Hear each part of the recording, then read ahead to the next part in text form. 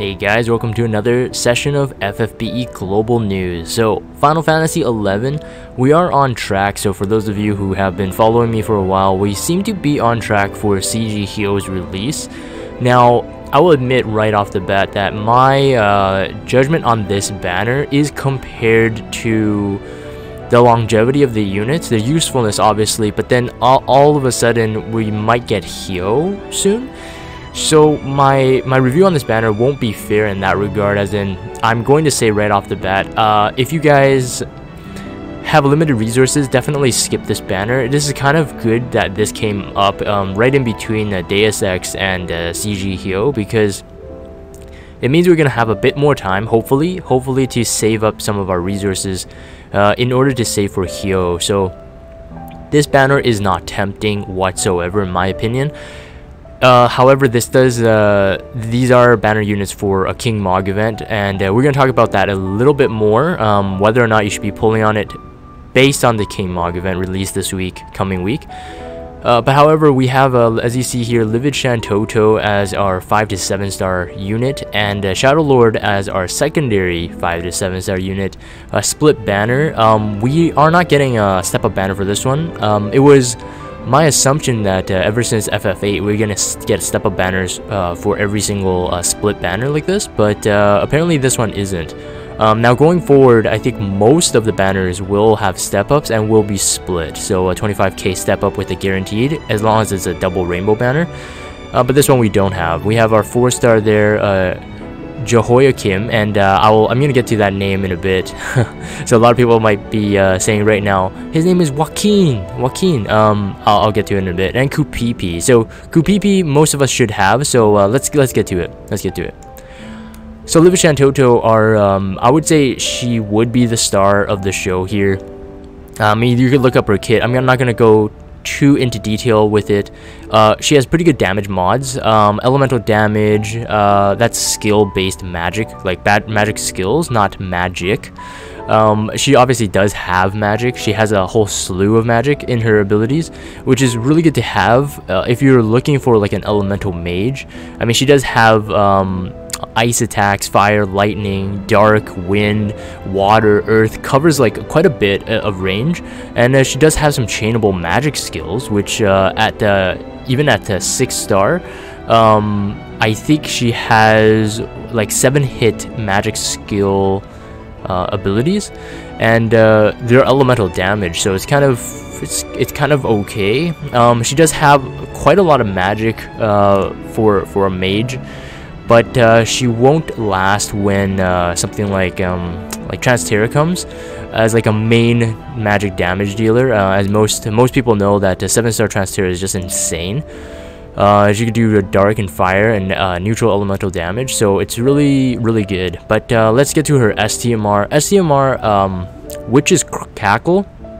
Restore MP every turn and boost magic by 80% when equipped with a rod. That's an ability, unstackable as you can see. But I was telling someone on Discord, so Chocopai, you get a shout out here. Chocopai is one of the members of my Discord, and she really loves Livid Shantoto. I kind of feel bad because she really wanted to pull hard for her, like all the way up to STMR.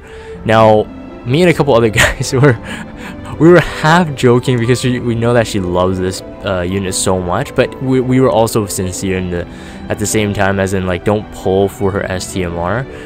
One, you have Shadow Lord on the other side as a possibility for Rainbow, but even her STMR won't last super long. What I'm seeing in JP meta at the moment is that 7 star mages, all the new top meta mages, can cap their magic quite easily with even up to 2 ability slots open for killers. And at the moment, even in JP, we don't have so many magic killer abilities that you would need 2 slots for. Now, arguably, you could say like, okay, I'm gonna put some more HP, I'm gonna put some more spirit, and that's all good. Nothing against that. But what I mean is, her Super Trust Mastery, because you can cap magic so easily with item world, dual wielding rods, like high magic rods, you can get really high magic without this STMR. So her STMR, I would say, isn't like going to be like the most amazing thing. Yes, it will save you one 1 to 2 ability slots depending on what you have for TMRs, but other than that, it's not that great, I think. Now her Trust Master reward is something to be noted for. I think 130 magic is 1 magic higher than Emperor's Mateus Malice, but in JP, Mateus Malice I think it's 109 magic, so compared, Global's Mateus Malice is so good that this is almost unnecessary. Yes, you get that 1 magic, but Mateus Malice also gives you 10% HP per rod. So if you have 2 of them and you dual wield them, you get 20% HP on your mage, which is really incredible because, like I said, if you were gonna swap out Super Trust Mastery, her Super Trust Mastery with HP Materia, then you can kind of go with Mateus Malice here. Now obviously it does have a skill here, Vidofner. My pronunciations are so bad. Dark damage and spirit reduction for 1 enemy, but boost magic to self. Now I'm not quite sure how much. Oh, I think it's yeah, it's a 1 hit. Okay, so 1 hit, 4.6 times dark magic modifier, and you can break 50% spirit. That's not bad for 3 turns, and self buff 120% magic for 3 turns. That's actually not too terrible. It's not terrible to have this skill.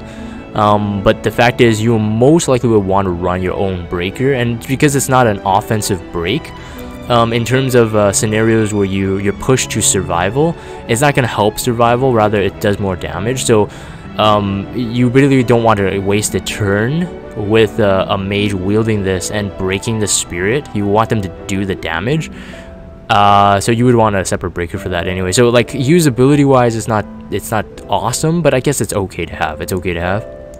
Now we are getting global upgrades on these, and I think they do deserve it, just because, like I said, if they didn't receive any global upgrades, I think no one would really even be pulling for this. I don't think so, unless you're just a fan of their sprites and units, or you're a fan of the franchise. I think the 30% HP is like an additional thing. So I don't think she has any HP passives innately. So this isn't like she has 20% HP and this is boosted to 30%. I think this is like a slapped on 30% just right off the bat. So that's like a new ability pretty much, which is good. Again, helps survivability. I think her base HP with pots and passives is 3,613, and with a global upgrade, a 30% of that would most likely be hit you about 4,000 HP, maybe a bit over than that too. So in terms of survivability, is good. Fast cast, use magic twice in 1 turn. That's just like dual black magic. In 7-star, if you have her STMR though, just a note that she can actually cast 3 times, but also for 1 turn as well. And I think it doesn't go away. Like she can triple cast, like pretty much like Medina 7-star. You could triple cast permanently as long as you have her TMR on. So that's something to consider as well. Triple cast will be useful. Obviously, you get an additional 30%, 33% more damage from what you could do with dual cast. Now, Shadow Lord is the one that really needed the upgrade. And upon looking at this, we don't know the numbers to the upgrade yet. At least for Blood Weapon, we're going to get to that. We don't know the numbers yet, but once we do, I'm pretty sure we're still going to be underwhelmed. At least I'm going to be underwhelmed. I can't speak for everyone. Apologies, that's not fair.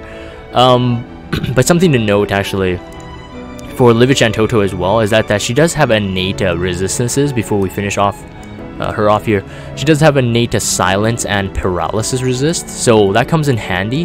Now, Shadow Lord has more resistances, as poison, blind, sleep, silence, paralysis, confusion, and disease resist.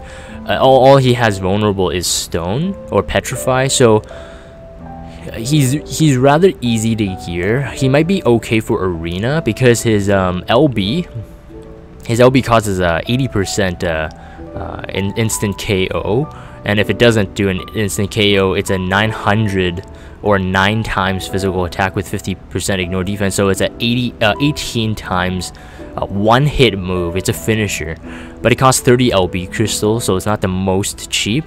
But again, 80% one-hit kill for the entire team, so he might be fun for arena shenanigans. But again, it wouldn't be super practical. It would pretty much just be wiping out really annoying teams. again, if you do pull Shadow Lord, it's not like the worst thing. But you won't be using him, I think. I don't think you will be using him in an actual trial or something like that.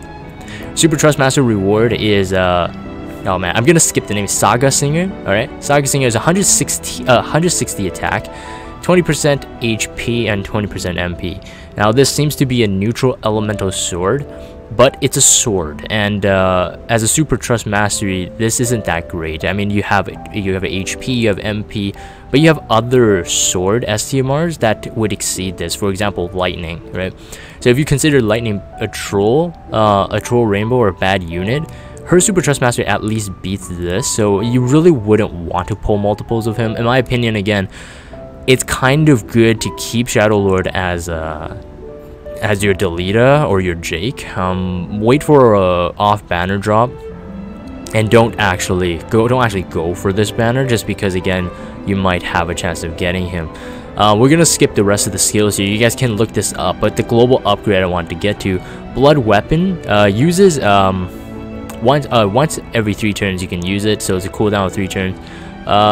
Consume caster's HP, reduce defense attack, boost attack, gradually restore HP, and boost effect of certain abilities. So it increases the damage mod of certain abilities. So the boosting attack is 250% if it was on JP.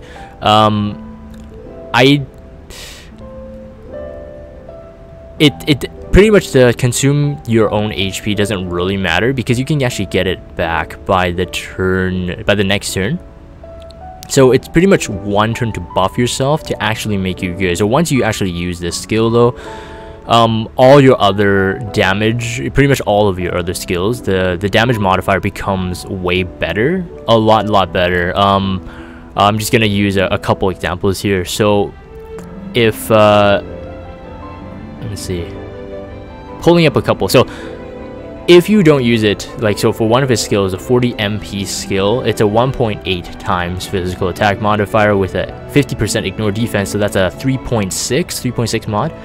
So that's not that great, right? But then if you use this CD skill, it preps it for the next turn, but for 4.5 times, and then with a 50% defense ignore, so that's a 9 times mod. So it really, it's not super weak, but he's really a finisher, but he always needs a turn to prep for his finishing skills, which is the only reason why I think he's just not that great.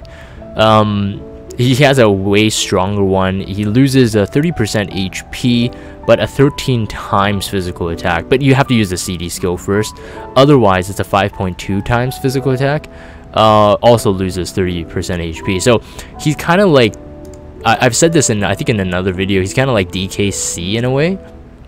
Not locked to dark, but sort of like DKC, but he has to set up, and that's what I think makes him that's the downfall of him. Now, we don't know what this global upgrade is. That's why I wanted to bring this up. His global upgrade, if it's increased, let's see, increased like attack buff, which is a 250% buff, by the way. It's not small, so I don't think that's going to go up, but potentially the damage mods are going to increase. My estimation is going to increase at least 10, maybe 20% more damage than what he's currently going to get after using his CD skill, which will make it pretty strong, like probably one of the best finishers. They would have to make it at least to that kind of level for this pull to be worth it, in my honest opinion. Anyways, we're gonna keep moving on. So Joaquin or Jehoiakim. So Jehoiakim, I'm gonna call him Jehoiakim. So I looked up this name. We had a debate on this yesterday on stream, and a couple of the guys are saying that it's Joaquin, because apparently this is how the actor Joaquin Phoenix, his name is spelled. But I looked at this and I'm like, this has some Jewish, this has some Hebrew roots to it, right? So I looked up on Google, and yes, it is. Now the thing is, if you look at his trustability, I don't know what language that is. There's a German way to pronounce this name as well, and I don't know what nationality he is. Otherwise, we can, you know, say for sure what kind of how you pronounce his name. I'm gonna go with Jehoiakim because yes, it has a Hebraic root, and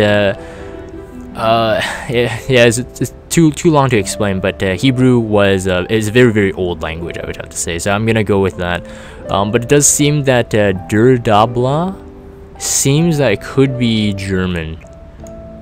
But I'm Asian, so who am I to say? It's attack 27. It's a 116 spirit, not too bad for an instrument. I think it's a two-handed weapon, yes, but it boosts light resistance by 30%. That myself, to me, that would be the only reason to get this TMR.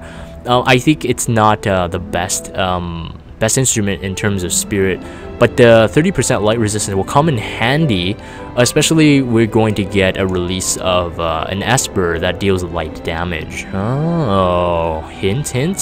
I'm not going to look into his kit too much on 4-star and 3-star units, but I am going to say this, that Kupipi has come up before in past previous banners, so if you have a couple of her, it's going to save the amount you have to pull for this King Mog event, and that's the next session we're going to work on right now.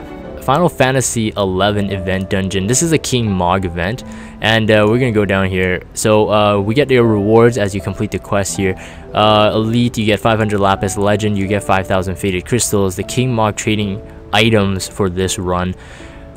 Collect and exchange your faded crystal for items. Now, if you did notice, we have unit of choice tickets here. Yes. So this seems that we're going to be like JP, guys. We're gonna be like JP. I'm gonna talk about the unit of choice ticket thing in a bit when we get to that new segment, but you can get it if it's following JP's pattern. It's gonna be 1,000 King Mog trading tickets. Oh, sorry, King Mog trading items for the first ticket, and then 150,000 for this second one. I don't think they're gonna do what JP does right now, which they have 3 unit of choice tickets, which the third one is at 300,000. Now, obviously, the reason why they stack it up is because so you will be having more incentive to pull on this banner for more bonus units or higher bonus points, bonus percentage modifiers. You'll get these tickets faster, and it will ensure that you get the tickets. So 300,000 when we get to that meta. We don't know if this is gonna include it. I highly doubt it.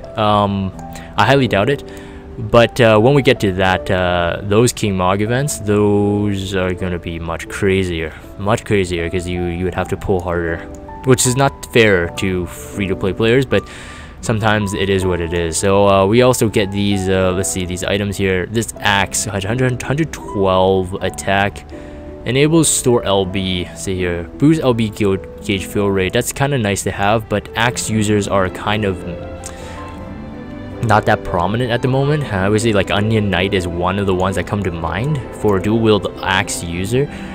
Light elemental sword. If you were here for the King's Knight raid, you got the Light Bringer, I believe that's what it's called.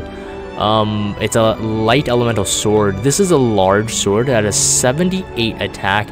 This won't be too great in my opinion. Like if you're a collector, get this. But I think I mean, we had, I think, Excalibur. Excalibur was one of the raid rewards in the past, and I mean that's Cecil, 3-star Cecil's TMR, 120 large sword, light elemental attack. But if you are new and you're starting off, yeah, pick this up because you'll definitely want elemental weapons. Elemental weapons and weapons with killers are high on priority list. Brave Adventurer, unless you're new, you could just definitely skip this. Attack and magic plus 10 by 10%. And the Faithful Adventurer, you can skip this as well. Defense and spirit by 10%. This is really catered to the new players. Even if you're saying that, well, I can put this on my expeditions team. Most likely, if you were an old player, you have too many of these to count. So save your points and get the unit of choice tickets, guys. Get the unit of choice tickets. Again, you have possibilities of running into bonus rounds. I don't think you need to really worry about the killers that this Moogle is actually, you know, warning you about. Demon Killer and Spirit Killer is effective, and Light Elemental. I don't think you really need to worry about this here. You can most likely one-shot these, I think. clear, yeah, so as you can see here, so they're King Mog bonus unit, so you want a 7-star for 200%. Obviously if you are pulling on this banner and you get 7 stars, you're gonna speed up your King Mog run, but in a two week time of a usual event, you can definitely get 150, even 200, even 300,000 points if you grind hard enough. No energy refills, just possible rank up energy, but you should be able to get it just by going with friend units who have maybe 1 Shantoto or 1 Shadow Lord. But even your whole own team of Kupipis and Jehoiakim, I think you should be able to get it. My plan for this is I have 3 Kupipi. My plan is to pull 2 Jehoiakim and just call it a day. That's how little I care about this banner, honestly. But yes, that's it for this King Mog event. I say unit of choice tickets is the highlight. And we have our Deus Ex weekend challenge. So stopping Marchenko. So Victor Marchenko here, he looks menacing, but he looks really cool as a unit, but in his full form, he looks really menacing. It looks like he's smiling, but the pixels are making it very, very muddy for me. But either way, let's see here. Prepare to defend against lightning, dark, and fire damage. Mixture of both physical and magical damage, along with many status ailments. So, I mean, that gives you pretty much a hint. I mean, these challenge missions shouldn't be too hard. No items, no magic, so that's even better. And a defeat with a limit burst, that might be the only one stopping you from killing with a one turn KO. I'm pretty sure he's you're able to 1-turn KO him.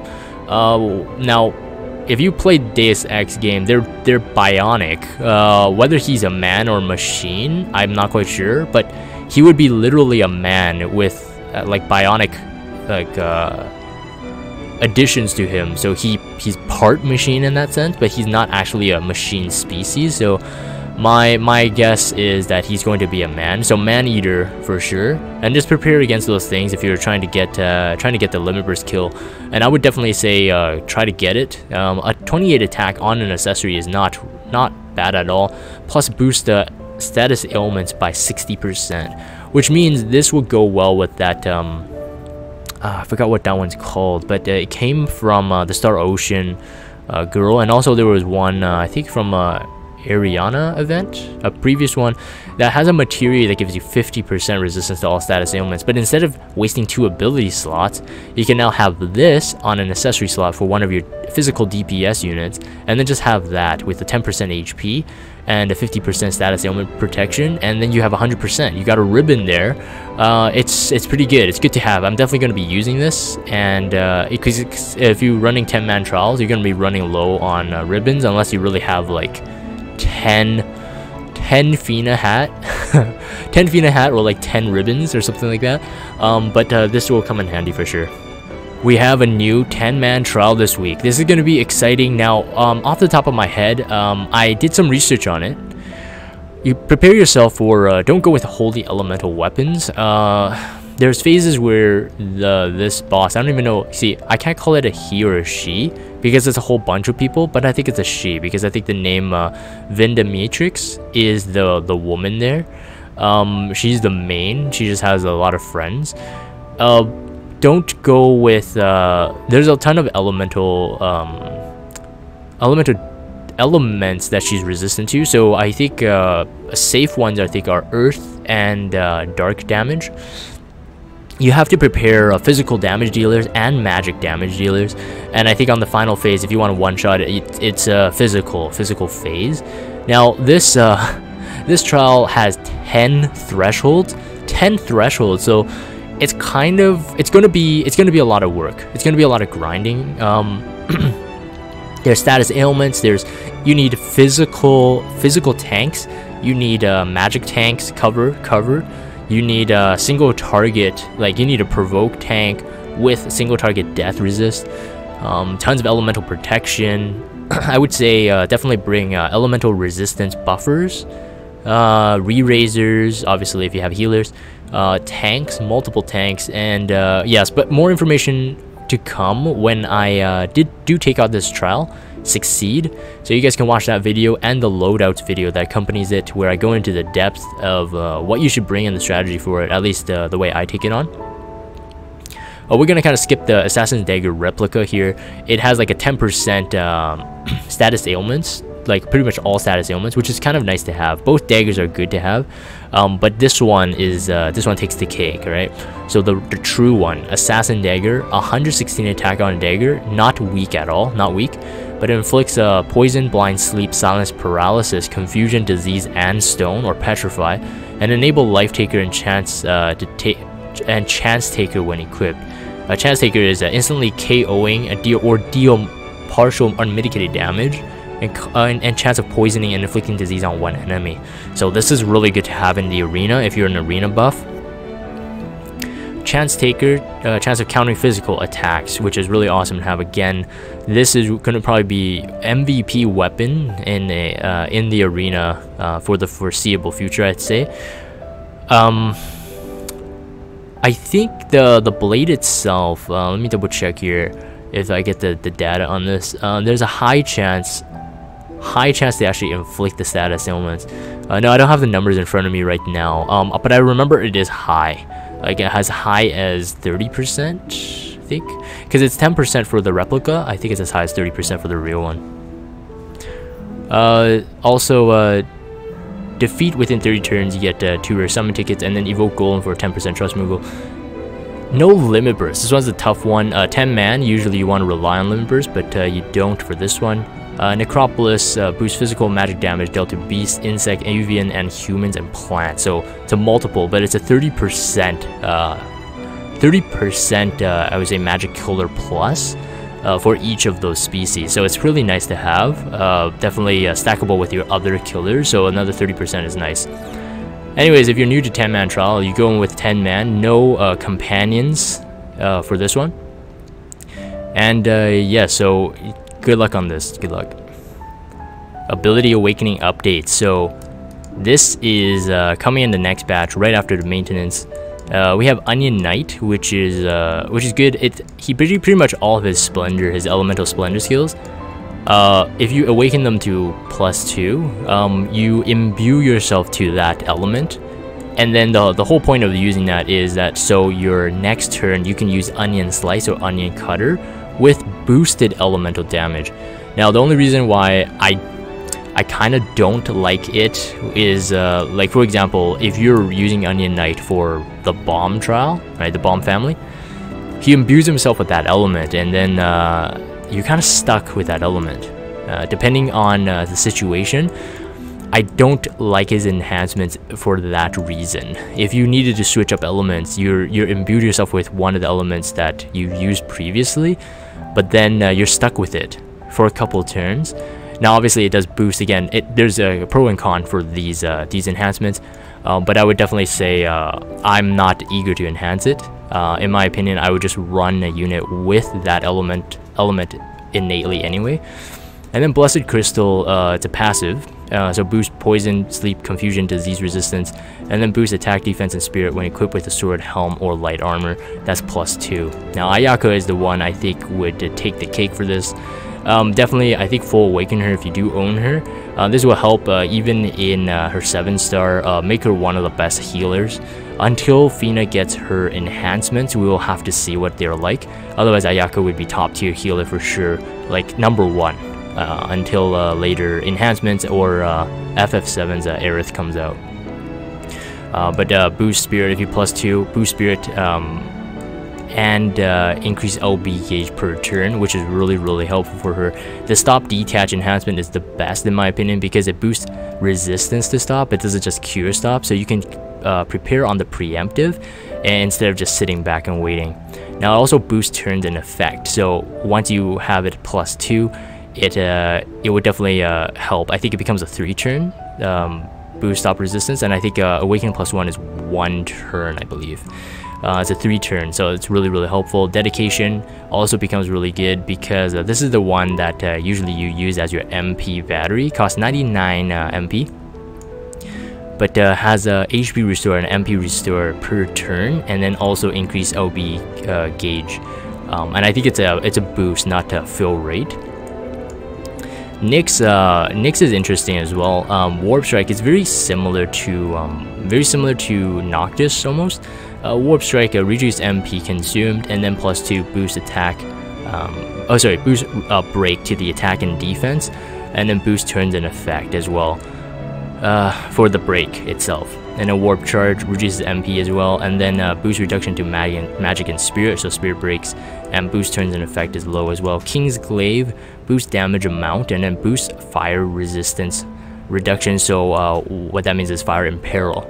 So more fire in peril on King's Glaive, which is pretty much his main skill. And then Dagger Mastery, increased attack by high at the very end. As you know, he has Dagger Mastery, which we definitely need more of, but this will help Nyx's kit for sure. And we have new story as well. Now this is going to be good because I'm going to scroll down here because Alexander is here. So Kimberly has a 2-star. The 2-star is already kind of difficult.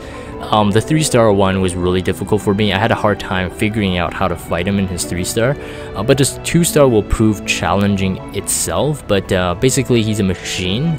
And when you get him, his specialty is Magic Machine Killer. Until you get his 3-star, then you get Machine Killer Plus, which is a 75% physical and magic damage to machines. Now, he does a lot of light elemental damage, so be sure to cover that. And Light in Peril. If I remember correctly, his second star form already has Light in Peril, so be prepared for that. If you do have Machine Killer though, and we have a ton of Machine Killer units recently, you shouldn't have a problem with him, at least for this run. And I would say the tough one would be the 3-star one. So maybe run your Adam Jensen or your Victor Marchenko here, or your previous Machine Killer units that you have. This is the UoC tickets, guys. I did want to talk about this because this is probably the biggest news, I would say. So all the speculation of how this UoC tickets will work, we had no idea. But this is going to be similar to JP. Now the only thing that I see that is different is the third, let's see, 1, 2, 3, 4, the 4th line. All right, the 4th line says permanent units that can be awakened to 7-star will be added to the pool following the end of their featured summon period. This is the only difference from JP that I've seen so far. So let's say CG Hero banner is released and you wanted to UoC him because you ran out of tickets or Lapis or whatnot. You can't use it until his whole event is over. So 2 weeks after his banner release, that's when he'll be added to the pool. Now, I did talk about it with a couple guys on stream yesterday that to me that's a weird change. But you know, some people argued, yeah, well, it causes people to want to pull more for Hyo. And in my opinion, it's like, can't you just wait 2 weeks?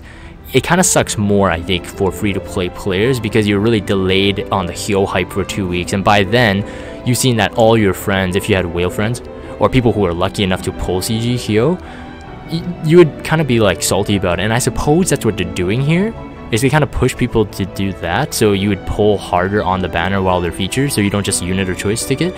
Now, I do have my own personal preference on how to use the unit or choice tickets anyways, but everyone has their own right to do whatever they want. I just think it's kind of like this weirdest change that they'll do this, but everything else they'll keep the same as JP. So that's just my little rant there. I just think it's not that fair, but yes, just wait 2 weeks, guys, and you'll have your unit of choice. To me, it doesn't change my style of play. I don't use my unit of choice right away anyway, so it doesn't really matter to me. But it just thinking in general, I'm like, this is, I don't know, this is a weird change for me, in my opinion. And the very last thing, we have Player's Voice Campaign Part 2. So it is official that the 10+1 summon every week is the one that won. So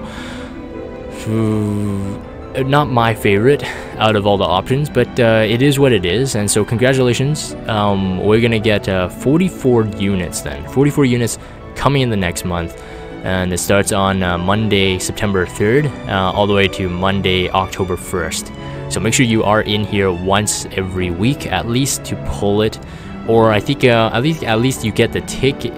Get the ticket, or is it just a pull? I think it's summon only, so make sure you don't miss it then. You have to make sure you do it once a week. It's not a ticket. It's not 4 tickets. So yeah, I don't think you can save it. But hopefully you guys get some good rainbows 44 units. Hopefully, yeah, I think you can get 1 or 2. If you're lucky, maybe 5.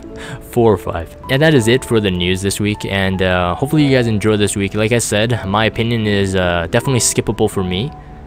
Skippable banner for me, and again, I'll be pulling just 4-star tickets for 2 Jehoiakim to finish off my King Mog party, and I think I'll be done for this. So let me know what you guys think below, whether you guys are going to be pulled for it and what are the reasons for it. Maybe I missed something, maybe there's something worth pulling for here, but from what I see, I don't see it. So anyways, if you guys have Discord, check out the Discord server, follow me on Twitter, and subscribe to YouTube if you haven't.